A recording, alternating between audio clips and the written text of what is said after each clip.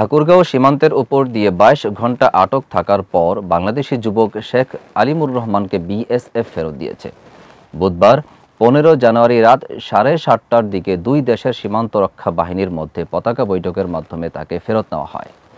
জানা গেছে, মঙ্গলবার রাত ৮টার দিকে বালিয়াডাঙ্গি উপজেলার আমজানখোর ইউনিয়নের বেউরঝাড়ি সীমান্তে ৩৮০ নম্বর মূল পিলার থেকে ৪ নম্বর সাব পিলারের এলাকায় আলিমুর ভারতীয় ভূখণ্ডে প্রবেশ করেন।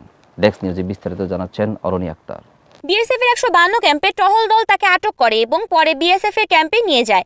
বুধবার সন্ধ্যা ৬টায় ঠাকুরগাঁও ৫০ বিজিবি এবং ১৫২ বিএসএফ ব্যাটালিয়নের মধ্যে পতাকা বৈঠক অনুষ্ঠিত হয়, যেখানে আলিমুরকে ফেরত দেওয়ার বিষয়ে আলাপ আলোচনা করা হয়। BGB lieutenant colonel Mohammad Tangier Ahmed জানান, বিজিবির প্রচেষ্টা ও তৎপরতার কারণে যুবকটিকে ফেরত পাওয়া সম্ভব হয়েছে।